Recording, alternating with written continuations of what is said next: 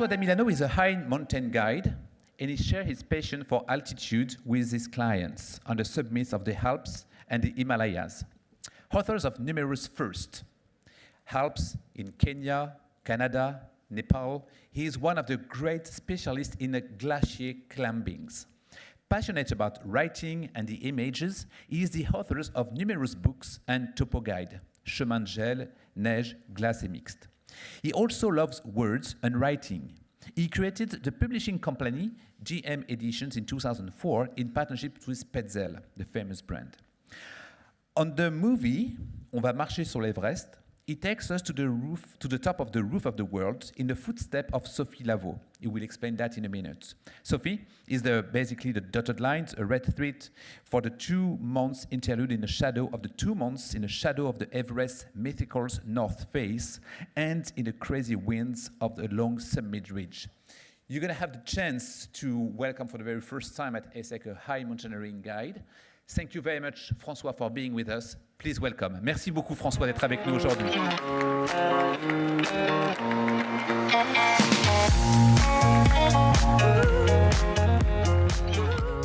Merci Xavier. Bonjour tout le monde. Donc moi, je suis très impressionné de venir parler de montagne devant vous.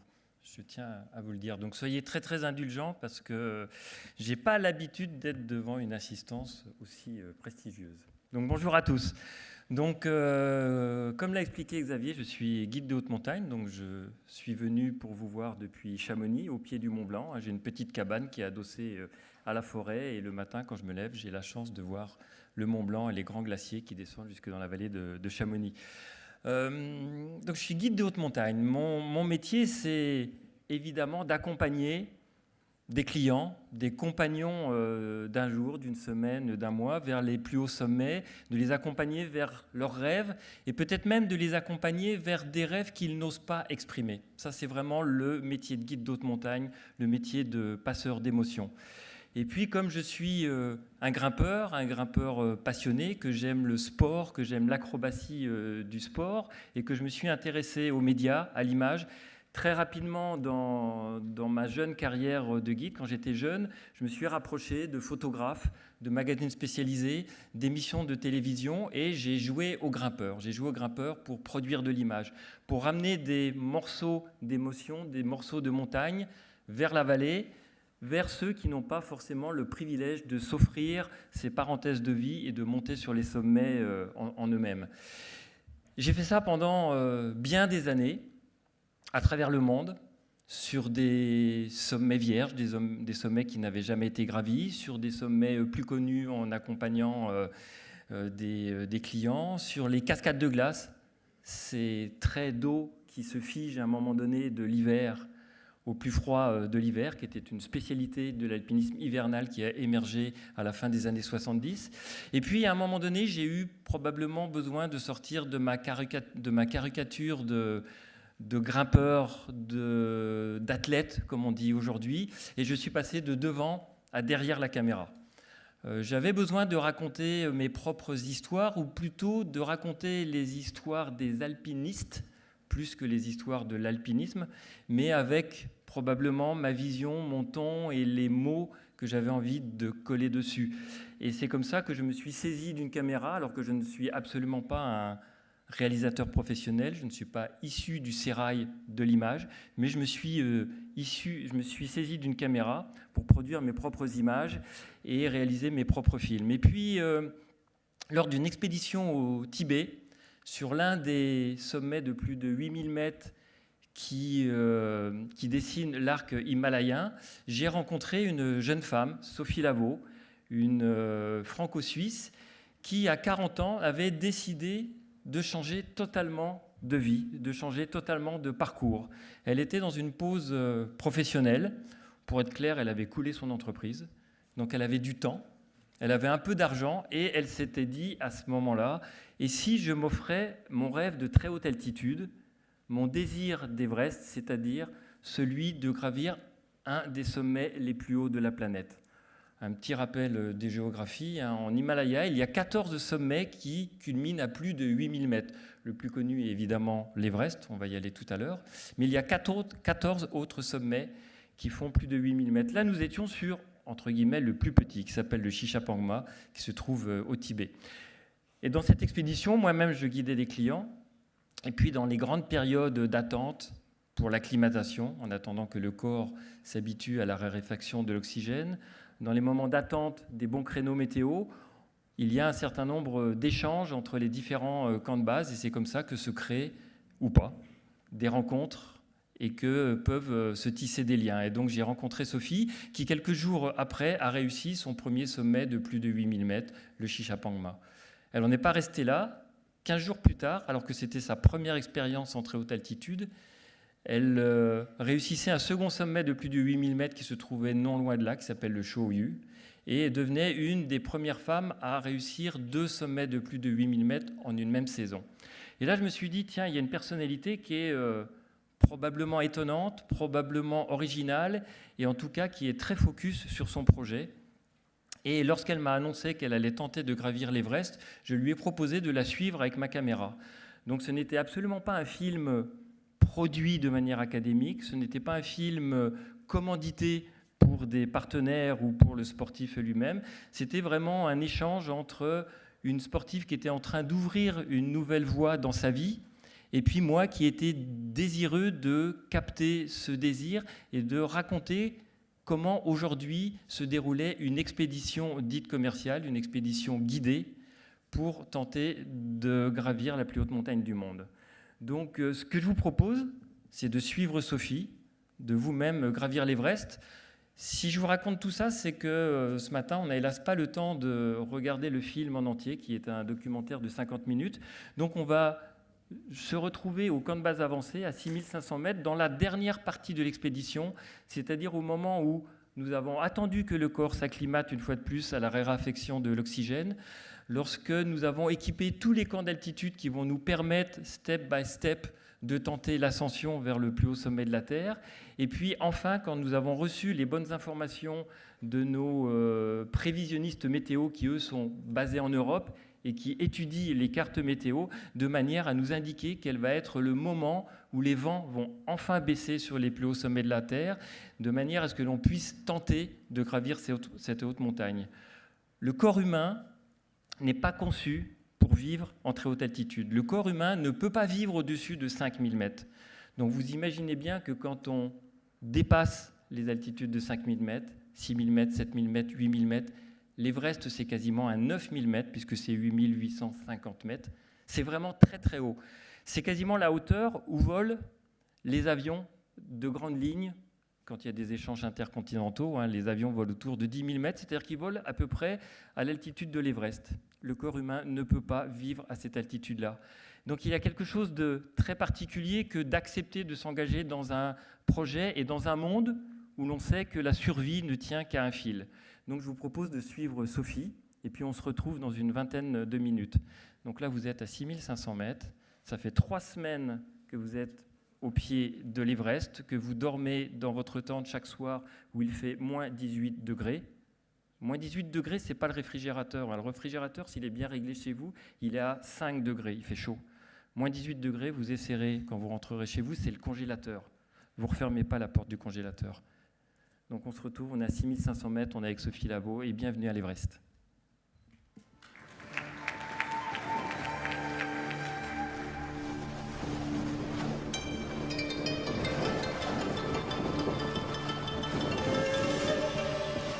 Ça y est, je suis prête. Prête pour le grand voyage ? Oui, je suis prête pour partir là-haut, dans la montagne, tout là-haut.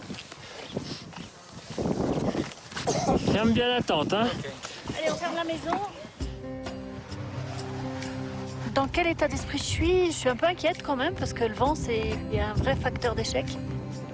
Si on n'atteint pas le sommet la nuit du 24 au 25, les prévisions des jours après sont encore plus mauvais. Bah apparemment, voilà quoi, c'est la seule petite fenêtre qu'on ait. Donc on va croiser les doigts là pour cette fenêtre du 25. Si on résume, c'est 2 mois d'expédition pour moins de 24 heures de tentative de sommet. Ça fait court, hein, mais bon, on va essayer.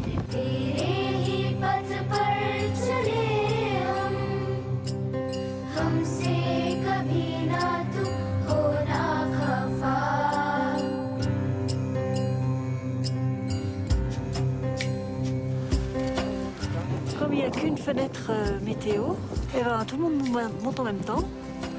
Donc ça fait un petit bouchon. Donc il faut être patient. Au moins on monte tranquille.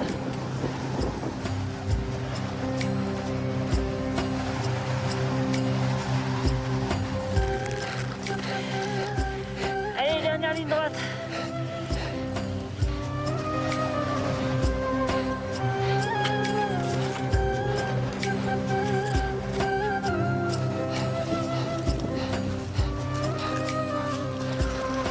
Et Sophie.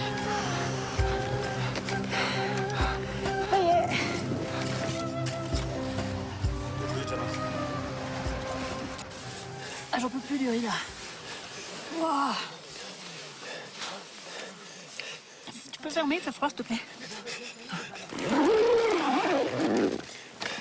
Tu sais que tu commences à avoir une tronche d'himalayiste.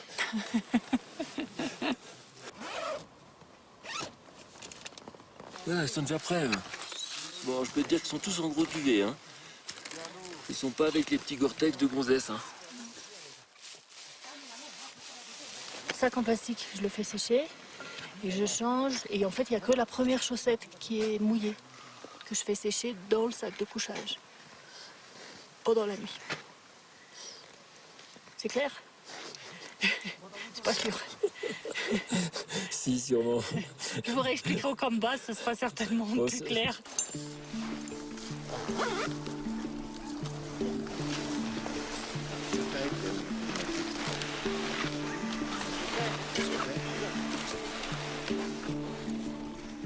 T'as l'impression d'avoir de l'oxygène? Il faut attendre un petit peu.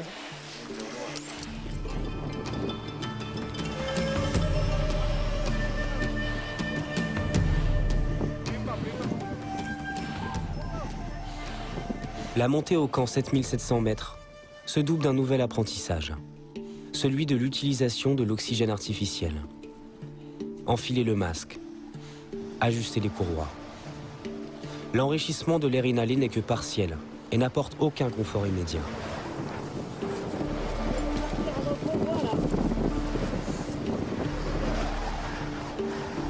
Visage recouvert, c'est momentanément une impression d'enfermement qui prédomine. Il faut alors respirer calmement, accepter le bruit obsédant de la respiration amplifiée et imaginer les précieuses molécules se dissoudre dans le corps.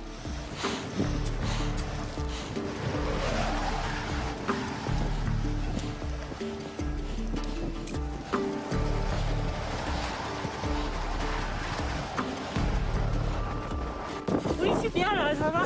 Ouais, ça aide l'oxygène quand même. Hein. Ça va. Et le truc à la queue, putain, on peut rien, on peut pas se parler, on s'entend pas, on peut pas filmer, c'est une grosse daube. Mais sans la grosse daube, je serais peut-être pas monté.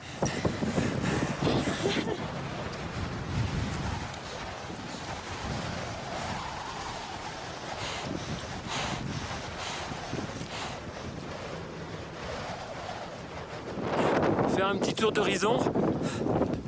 Donc la tente de Hans avec Michel. Juste en dessous, la tente que je vais occuper avec Sophie. Et puis un peu plus à l'ouest, 2 autres tentes. Je sais pas trop comment, je ne pas à organiser tout ça. Puis là on se prend un petit coup de mauvais temps. Allez. Là j'ai trouvé une brosse à dents toute neuve. Sur les pentes de l'Everest, ça c'est un trophée quand même. Hein. Hans, tu n'as pas perdu ta brosse à dents? Non. Non, ok. C'était pas trop dur la montée, ça a été? Non, ça va. Ok, super. Allez, je vais aller voir où on est Soso. J'ai trouvé une brosse à dents toute neuve. Voilà, Sophie gonfle son matelas. Souffle pas trop vite, hein. C'est quand même bien en pente. Je sais pas trop, il faut qu'on réfléchisse comment on va se mettre. On va réfléchir, on va réfléchir. Hallo Kari, wir sind jetzt alle in Camp 2. Es geht allen gut. Tomorrow we should go very early, he says. Yeah. Because it's windy the afternoon. Like today, wind increases in the afternoon. So when we have sun very early here up here, Yeah. so we can leave at 6. Tomorrow I think we have a hard day up to It's rocky like this all the time. yeah. Yeah? Maybe there are some sections of snow. I don't know. Alors, c'est comment? Magnifique. Glacial. Bon, ferme alors. Glacial mais magnifique. Oh. Il y a le vent qui s'est levé là. Donc l'ambiance, ouais, elle s'est durcie. Et la nuit va être longue. Putain, quand il y a tout qui merde, le matelas qui sort, la soupe qui s'est éteinte.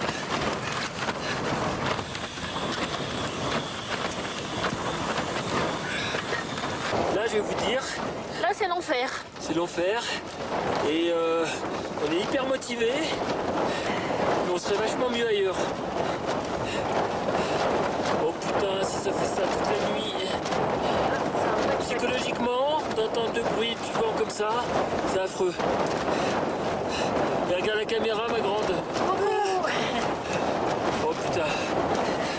Allez, Bonne on se fait nuit. une deuxième soupe et dodo. Soupe et dodo, ouais. Là, c'est pas facile du tout. Mais on savait, hein. Ça allait pas être facile, là.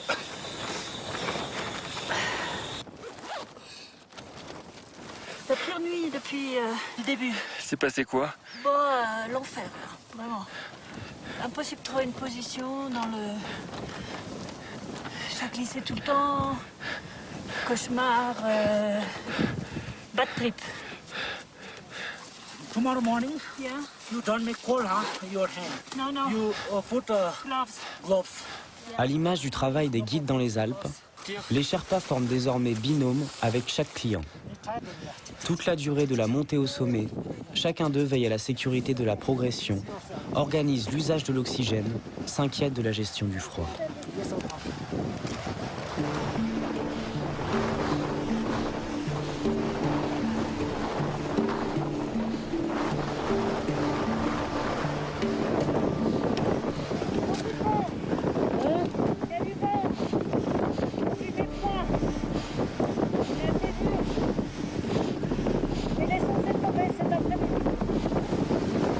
L'altitude renforce la bulle égotique de tout un chacun. L'altitude a au moins cette vertu, cette chose un peu particulière, c'est qu'elle rogne le sentiment. Elle le broie un peu. Elle broie en fait tout ce qui est un peu émotionnel. Ça n'est plus le moment d'avoir peur. On n'a plus peur dans l'action. Quand on sort du dernier camp, continuer vers le sommet, c'est à ça qu'on pense. Toute l'énergie est tendue vers ça. Hein. Si toute notre énergie n'est pas tendue vers ça, alors là c'est clair, on va faire 3 pas puis on va redescendre. Mais si toute l'énergie est tendue vers ça, eh ben on va y aller. Hein. On va aller jusqu'où on peut. Moi, si on boit quelque chose. Moi, si on boit quelque chose. Ouais.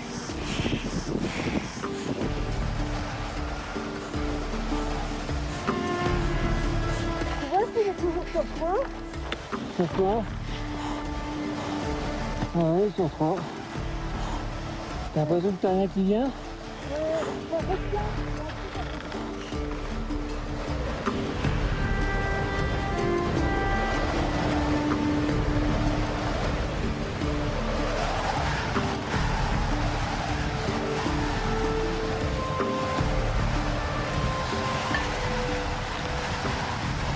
On est à 8003. On est à 8003. On est un peu scotché quand même, non? Ouais. La première bonbonne de gaz a gelé instantanément. J'ai essayé de la réchauffer au bain-marie, au briquet, dans le duvet, ça marche pas. La deuxième bonbonne de gaz semble fonctionner. On se foutrait bien le duvet à dormir avec de l'oxygène plein les narines. Mais il faut qu'on boive et qu'on fasse de l'eau. On n'est pas dans un enthousiasme délirant parce que putain les conditions elles sont ardos. Hein.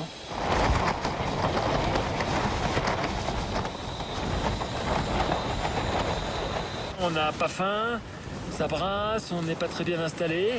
Et pourtant avec l'organisation de Carrie, hein, les Sherpas ils font un boulot d'enfer. On arrive dans les camps, la tente elle est montée. Et puis ils ont préparé le terrain les jours précédents. Ils sont montés dans les camps d'altitude pour faire des dépôts de tentes, des dépôts de gaz pour les réchauds et des dépôts d'oxygène.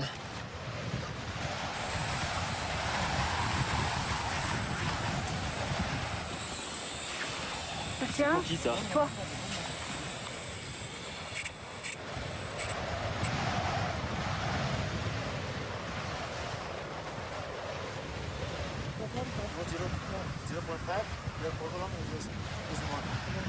Ok. Thank you. Il faut que j'aille aux toilettes. Et il y a beaucoup de vent et je trouve pas d'énergie. Trop dur.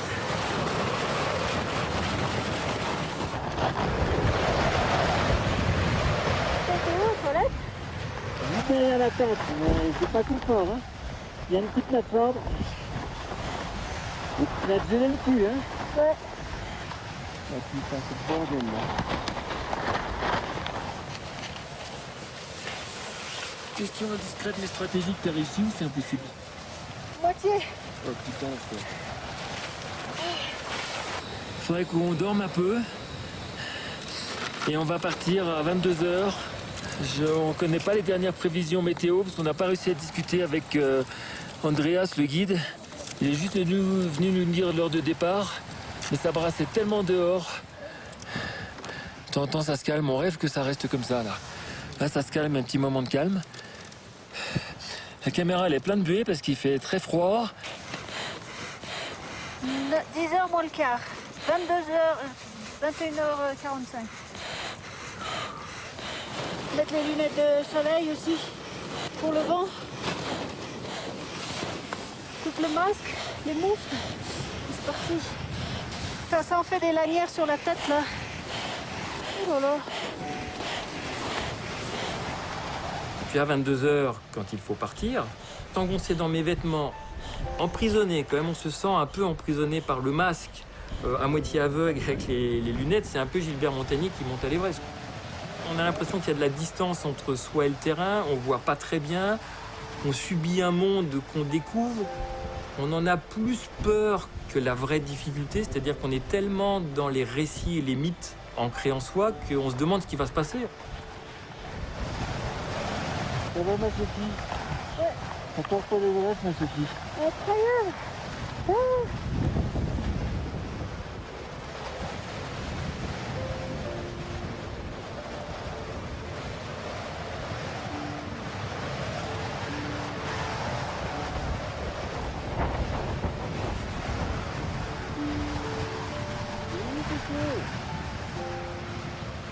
Ce qui a été le plus dur, c'est la nuit du sommet.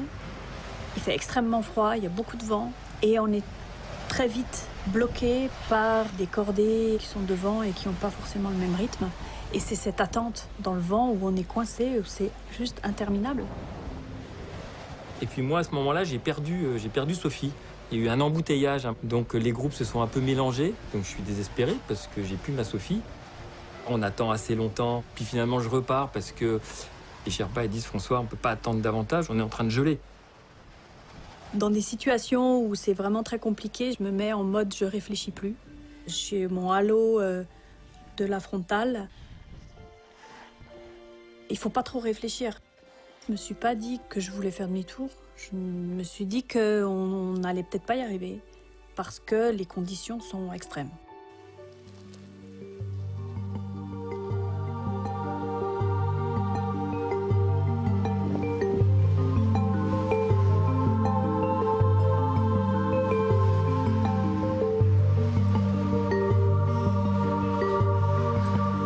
Là, c'est un moment quand même assez exceptionnel parce qu'on se sent très haut, physiquement, esthétiquement, le paysage, on domine le paysage.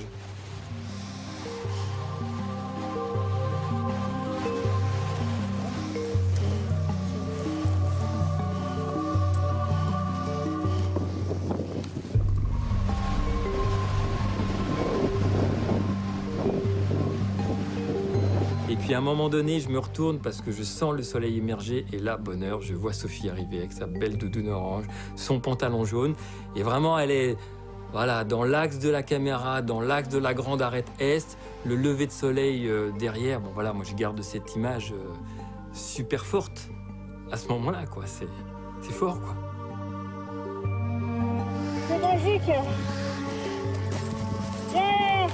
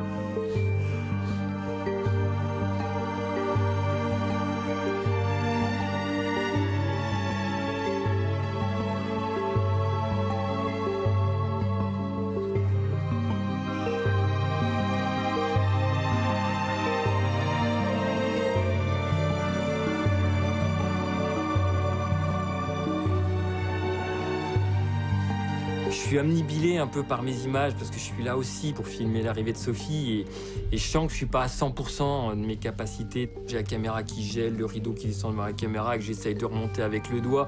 Mais bon, je fais au mieux et à un moment donné je me dis on s'en fout, on est à l'Everest, quoi. On y est et puis on profite, on profite de ce moment.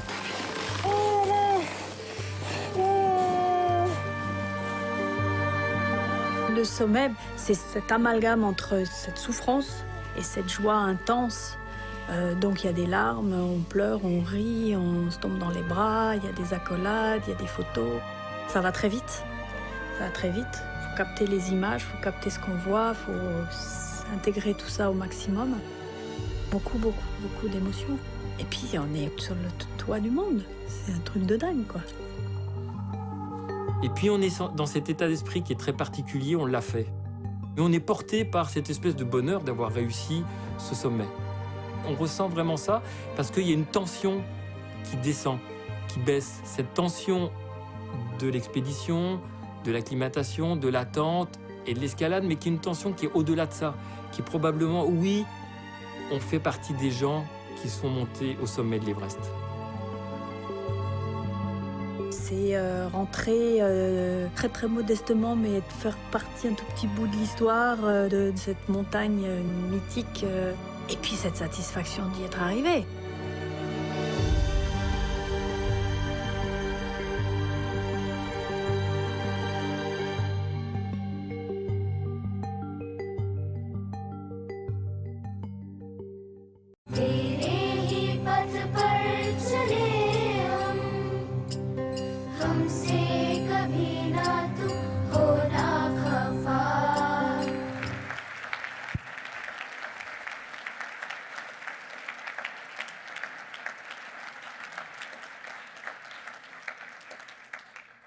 Félicitations, vous êtes bien monté à l'Everest.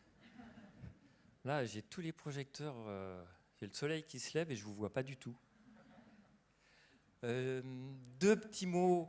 Un premier sur Sophie, qui après sa réussite de l'Everest, qui venait donc après la réussite du Shoyu et du Shishapangma, l'Everest est donc son 3e sommet de plus de 8000 mètres, eh bien, elle a radicalement changé de vie. Et elle qui pensait juste faire une incursion à 8000 mètres, elle est devenue une professionnelle de l'himalayisme, puisqu'elle a abandonné sa recherche d'un nouveau travail, elle a abandonné son idée de créer une nouvelle entreprise. Et puis aujourd'hui, quand elle se lève le matin, elle prend son bâton de pèlerin, elle travaille sur son projet et elle va chercher de l'argent pour pouvoir financer sa prochaine expédition, pour pouvoir financer aussi sa vie de tous les jours. C'est ça le travail d'un himalayiste professionnel. Et aujourd'hui, elle en est à 10 sommets de plus de 8000 mètres dans sa besace, en 10 ans. Alors, c'est tout à fait exceptionnel dans notre petit monde des himalayismes, de l'himalayisme de la performance, parce que Sophie est en passe de devenir le premier Français à gravir les 14 sommets de plus de 8000 mètres. Donc j'insiste bien sur l'inclusif, le premier Français. Donc elle qui n'est pas issue du sérail de l'alpinisme de haut niveau, elle qui est entrée presque par effraction dans le monde de la très haute altitude, elle va être en train de bousculer l'histoire de l'himalayisme français, qui est un himalayisme de très haut niveau, mais de manière un peu paradoxale et ironique, n'a pas permis à un Français de réussir ce challenge des 14 8000 enchaînés dans la vie d'un grimpeur. Alors de manière un peu dramatique, parce que tous ceux qui ont tenté sont restés sur l'une des montagnes tentées. Donc Sophie, cette année, va tenter de gravir une montagne qui s'appelle le Lhotse, qui est le sommet voisin de l'Everest, au Népal. Puis va partir l'été prochain au Pakistan pour tenter de gravir le Nanga Parbat, qui est une montagne difficile. Et puis elle retournera sur son premier sommet, le Shishapangma, pour gravir le sommet central, qui est le seul sommet qui rentre dans la base des 14 8000 pour boucler son challenge. Donc c'est vraiment un parcours tout à fait particulier et singulier. Et moi, ça m'amuserait beaucoup que ce soit une femme, évidemment, qui soit le premier homme à gravir, le premier Français à gravir les 14 8000. Alors après, moi, je peux vous parler d'Himalaya pendant 2 heures, là. Puis j'avais préparé plein de trucs sur mon papier que je n'ai absolument pas regardé. Mais je crois qu'il y a des questions qui ont été préparées. Oui, merci. Merci beaucoup, François. Merci. Et je demande aux étudiants, si vous voulez bien nous rejoindre sur scène. Et pendant qu'ils arrivent sur scène, j'ai une question peut-être pour commencer. Bonjour. Peut-être que c'est un peu curieux comme question, mais vous savez, ça me fait penser à ces dessins que l'on voit souvent, où on voit quelqu'un qui est journaliste ou qui prend des photos ou qui est en train de filmer et qui est en train d'arriver les premiers aux 100 mètres. Et en fait, c'est lui qui est le premier aux 100 mètres parce que c'est lui qui est en train finalement de prendre la photo. Et ça me faisait un peu penser ça en regardant le film, parce que finalement, est-ce que, François, votre perception lorsque vous êtes en train de filmer, j'imagine que c'est un exploit pour elle, mais il y a quand même quelqu'un qui filme, qui est devant, qui est derrière, qui est sur le côté. Est-ce que parfois, il fallait redescendre un petit peu pour mieux la filmer, pour mieux regarder, et la perception un peu, ou les difficultés du réalisateur dans ces conditions-là, parce que si elle réalise un exploit, il y a celui qui est en train de filmer. Oui, alors ma posture est particulière. Là, j'utilise, on va dire, ma compétence de guide de haute montagne, mon savoir-faire d'himalayiste au service de la caméra. En plus, j'ai choisi une manière de filmer qui est... comment dire, sociologiquement, on dirait que je me positionne dans le regard de l'observateur participant. C'est-à-dire que je décide de suivre Sophie au plus près pour essayer de capter cet intime très particulier du monde hypoxique, du monde de la très haute altitude, mais sans m'entourer d'une équipe de tournage. Je suis seul avec ma caméra, je ne suis pas accompagné par un second opérateur de prise de vue, je ne suis pas accompagné par un preneur de son, parce que ça obligerait à grossir l'équipe de manière exponentielle, parce qu'il faudrait eux-mêmes qu'ils soient encadrés par des guides ou par d'autres Sherpas. Et cette grosse équipe, en fait, elle va influer sur la prise d'image, elle va influer sur la réalité du sportif. Donc là, bien au contraire, l'idée, c'est de me décaler complètement et de me faire complètement oublier au sein de l'expédition. Et d'ailleurs, en tant que guide de haute montagne et d'himalayiste, je me suis inscrit à cette expédition commerciale. J'ai payé ma place sans spécifier quel était mon projet. Je voulais absolument me faire oublier au milieu du groupe de clients, au milieu du groupe de ces gens animés de leur désir d'absolu, de leur désir d'Everest. Donc effectivement, j'ai ma pudeur de cinéaste, je suis là pour mettre en lumière la réalisation de l'Everest de Sophie. Je ne suis pas là pour sublimer ma propre performance, qui est effectivement de jouer un petit peu, comment je dirais, au chien de traîneau, vous voyez, qu'on laisse aller devant, derrière, lorsqu'il est arrêté au camp. Moi, effectivement, si je veux avoir des images que je peux monter dans la salle de montage pour raconter mon histoire, il me faut des images en dessous, il me faut des images au-dessus, il me faut des images sur le côté, et puis tant qu'à faire, il me faut des images aussi sur la montagne d'en face. Mais ça, c'est mon challenge, c'est le travail de réalisateur, c'est la cuisine de réalisateur, et quasiment, j'aurais tendance à dire, ça ne vous regarde pas. Mais merci de le souligner. Merci beaucoup, Monsieur Damilano, pour cette intervention et puis pour ces images qui sont saisissantes. On se rend bien compte des conditions lors de la montée. Vous avez parlé plusieurs fois d'être concentré pendant la montée sur le sommet. vous avez parlé de mythes, de légendes. Moi, ce que je voulais vous demander, c'est effectivement quand vous vous préparez à monter et pendant que vous montez, vous avez toujours cette place pour l'imagination. Vous pensez à comment ce sera quand vous arriverez en haut. Mais une fois que c'est fait et que tout est devant vos yeux, il n'y a plus de place pour l'imagination. Donc ce que je voulais vous demander, c'est est-ce qu'il y a une certaine déception sous la fierté, ou est-ce que vous trouvez toujours des moyens de continuer à rêver et à imaginer, même quand vous l'avez fait? Merci. Il y a plein de questions là, il y a 10 questions là. Alors soit je prends que la dernière. Comment résumer ça? Pour prendre votre dernière question, en fait, c'est ce que l'on appellerait, quand on arrive au sommet de l'Everest, c'est ce qu'on appelle le syndrome de l'accomplissement absolu. Le syndrome de l'accomplissement absolu, c'est ce que les psychiatres ont étudié lors de l'exploration de l'espace, et en particulier lorsque les premiers hommes ont posé le pied sur la Lune. Qu'est-ce qu'on fait de sa vie quand on a marché sur la Lune? À notre échelle, qu'est-ce qu'on fait de nos projets d'alpinistes ou de nos projets de vie quand on est monté sur la plus haute montagne de la Terre? Et ça pose la question de la redescente. Et c'est une question vraiment tout à fait passionnante parce que c'est une question qu'on aborde assez peu. Dans nos sociétés, on est évidemment en tension perpétuelle vers l'objectif, vers le sommet. On est dans une société de performance, dans une société de réussite, mais on s'interroge assez peu sur les notions de renoncement lorsqu'on n'arrive pas au sommet de la montagne convoitée ou lorsqu'on n'arrive pas à atteindre l'objectif dans une entreprise que l'on a été assigné.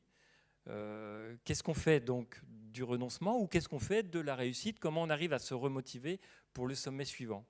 Alors j'ai 2 petites anecdotes là-dessus. Je vais parler de moi pour une fois. Moi je suis plus snob que les snobs. Quand je suis arrivé au sommet de l'Everest, j'étais hyper déçu. J'ai trouvé ça extrêmement commun, extrêmement banal.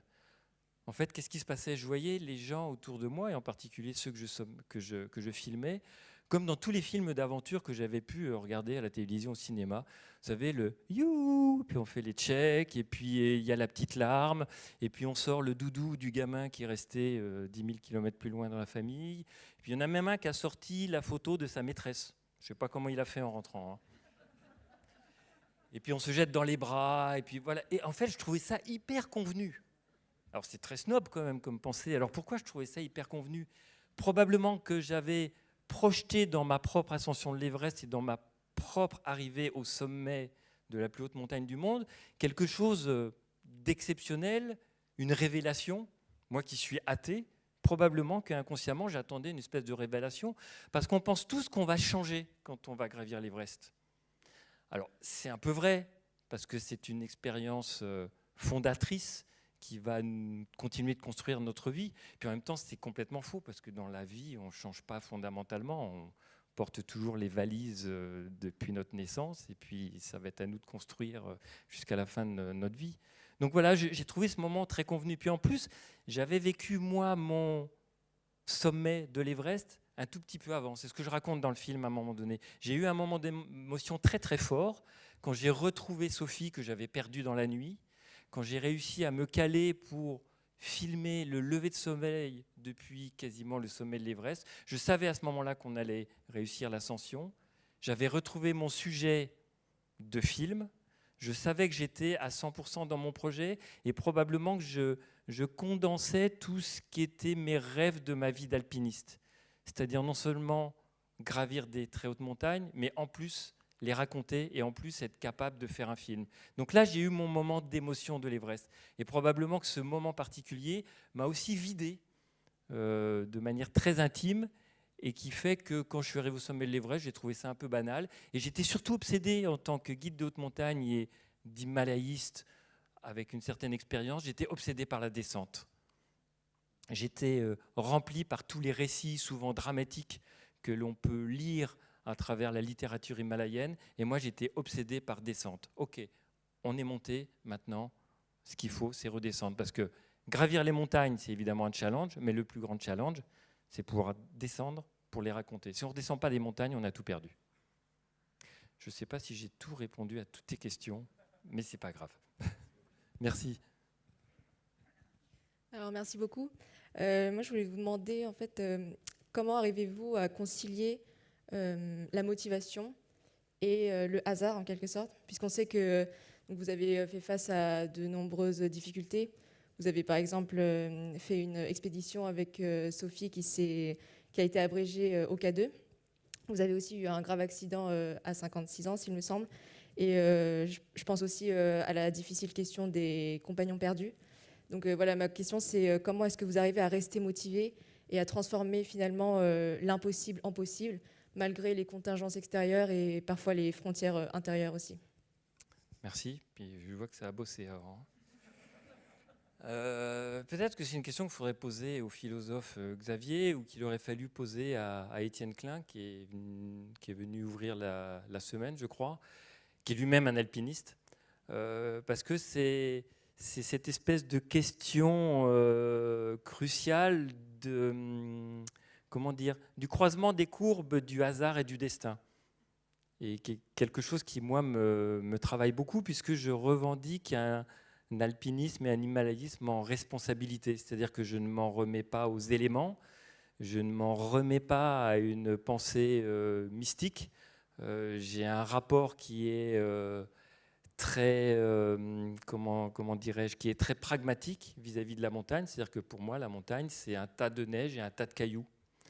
Mes compagnons népalais, mes compagnons sherpas n'ont pas du tout ce rapport à la montagne. Eux, au contraire, ils sont dans un rapport totalement mystique, puisque les hauts sommets sont les lieux des demeures des dieux. Et c'est pour ça qu'on fait cette puja, cette cérémonie avant de mettre la première pointe du crampon sur la montagne, parce qu'on demande aux dieux de nous octroyer le privilège de rentrer dans leur domaine pour quelque temps. Et moi, en tant que bon occidental athée, j'ai effectivement une position qui est tout à fait inverse à la leur. Par contre, je m'interroge sur les événements que je ne vais pas pouvoir maîtriser, malgré mon expérience, malgré mon côté très cartésien, malgré tout ce que je vais mettre en place d'un point de vue sécuritaire pour que l'ascension se passe très bien. Quand je me fais emporter par une avalanche, ça veut dire qu'à un moment donné, il y a des signes ou il y a des décisions que j'ai prises qui n'étaient pas les bonnes. Je ne me dis pas que la montagne a été mauvaise à mon égard ou qu'elle veut me repousser. Mais du coup, comment je vais gérer ce fil tendu du guide de haute montagne ou du performeur en himalayisme, parce que par définition, on ne connaît pas son avenir et que si je veux réussir une performance, ça veut dire qu'à un moment donné, il va falloir que j'ose un certain nombre de décisions. Il va falloir que j'ose aller dans ce monde hypoxique qui est dangereux. Il va falloir que j'ose rentrer dans une météo malgré tout incertaine, même si on a aujourd'hui des routeurs météo qui nous aident. Il va falloir que j'aille au-delà de mes propres efforts. Si je reste dans ma zone de confort, je ne vais jamais réussir à aller au sommet. Donc comment je gère cette prise de décision ? C'est ça la question fondamentale du guide des hautes montagnes et de l'himalayisme. Si je suis prudent, puisque la société m'incite bien évidemment, la plupart du temps je vais faire demi-tour. Je ne suis pas un alpiniste parce que je ne vais pas réussir à aller en haut des montagnes. Si je suis, comment dirais-je, si j'ai une motivation qui est trop grande, si je n'écoute que mon désir de réussite, je risque de ne pas rentrer des montagnes, je risque de prendre trop de dangers. Mais comment je trouve cet équilibre parfait ? Ça, on ne le sait qu'au retour. Donc en fait, il n'y a pas de réponse à votre question. C'est ce que les philosophes appellent une aporie, c'est-à-dire qu'en fait, c'est une question qui ne se pose pas.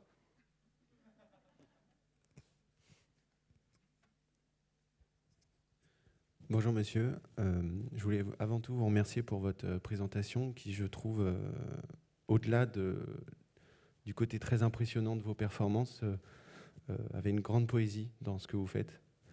Merci à vous. Et donc ma question était la suivante. Tout à l'heure, vous avez parlé de renouveler votre posture presque caricaturale d'athlète en vous tournant vers le cinéma, mais aussi en fondant votre maison d'édition. Et donc ma question est la suivante, elle est double. en quoi se tourner vers l'art ainsi a changé votre vision de l'alpinisme, et en quoi cette passion double, ces deux passions se nourrissent l'une l'autre. Merci. Je